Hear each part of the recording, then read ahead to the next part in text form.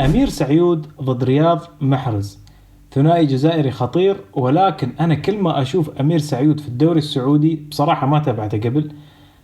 أتابع في المباريات الكبيرة اللي تكون ضد الأهلي، ضد الهلال، ضد الاتحاد. يا جماعة اللاعب مهاري ولعيب بشكل مستفز للمدافعين. واللي استغربه ان هاللاعب انا ما شفته كثير في المنتخب الجزائري، يمكن من قلة متابعتي، ولكن انا حاس نفسي متأكد يمكن رياض محرز كان ماكل الجو عليه او ماخذ مكانه في المنتخب، لان رياض محرز تقريبا يلعب في نفس الجهة.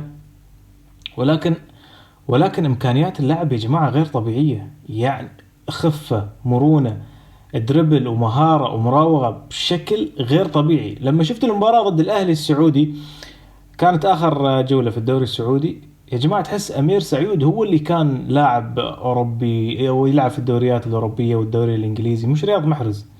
رياض محرز الثقل، ثقل الوزن اللي فيه بصراحة مش هو رياض محرز اللي كان في أوروبا. في نوعا ما تعرف إهمال أو شو بالضبط، الله أعلم. ولكن لما جيت أشوف أعمار اللاعبين انصدمت أن أمير سعيود رغم الخفة اللي فيه لاعب كبير في العمر، أكبر أصلا من رياض محرز. فاللي تابع اللي تابع مسيرة اللاعب حد يفهمني هذا اللاعب كيف ما وصل أوروبا. وخلونا نشوف شوي من مهارات أمير سعيود. هذا فيديو بسيط جدا. في الدوري الإنجليزي، الدوري السعودي، لعب مع كثير أندية. أتوقع لعب مع الرائد، الحين يلعب مع الحزم. وتابعت مسيرته، شفته لعب في الأهلي المصري فترة بسيطة. شوف المهارة، شوف المهارة، الدربل. والله الدربل والتوازن عنده يعني التوازن في المراوغة غير طبيعي، وتغيير الاتجاه عنده. شوف هذه، شوف التمويه عنده مش طبيعي، التمويه وتغيير الاتجاه. وسريع بعد رغم كبر سنه، اللاعب سريع ما شاء الله عليه، وفت يعني محافظ على وزنه. هذه ضد النصر. دائما يا جماعة ضد الفرق الكبيرة يا سلام يشيل، هو متعود ياخذك يمين يسار، ياخذك يمين يسار.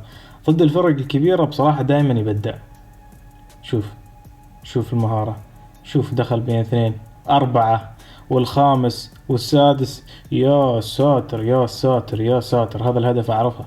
هذا الهدف معروف وانشهر في كل صفحات السوشيال ميديا. يا ساتر على الهدف الخرافي. يا جماعة حد يفهمني هذا كيف ما لعب في أوروبا؟ والله هذا كيف ما لعب في أوروبا، حد يفهمني. شوفوا يا أخي مش طبيعي. لكن لاحظت عليه شيء بصراحة، يا عيني عليك. لعب 1-2 صحيح، ها ضد الهلال يسجل. أقول لكم دائما ضد الفرق الكبيرة يسجل.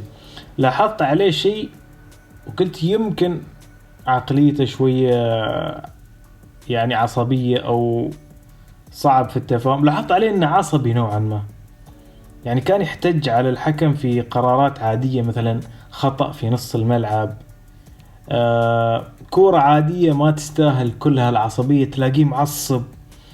فهو تلاقيه دائما متنرفز. يعني خلص الفيديو الأول، خلينا نشوف لنا شيء ثاني. اللاعب نوعا ما عصبي، فأنا استغربت منه هذا الشيء، وقلت يمكن هذا هو السبب اللي يخليه يعني ما قدر انه يلعب في المستوى العالي. يمكن الله اعلم يعني. بس اللاعب كامكانيات، الامكانيات مرعبة، الامكانيات مرعبة حرفيا. هذا فيديو يرويك صناعة الاهداف. فيديو ثاني ضد الاتحاد، مرور واحد ضد واحد ياكلك، واحد ضد اثنين شو. يا ساتر يا ساتر يا ساتر. على فكرة سوى، شوف الشغل اللي سواه ضد كادش، ضد فابينهو، وياكل. ما شاء الله. شو هذا يا جماعة؟ شو هذا؟ والله مهاريا مرعب مهاريا وفي صناعة اللعب. يا عيني. شفت اللمسة يا جماعة بوجه القدم من أول لمسة؟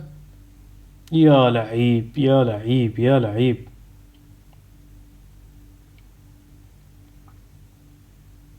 يا سلام عليك يا سلام عليك يا سلام عليك.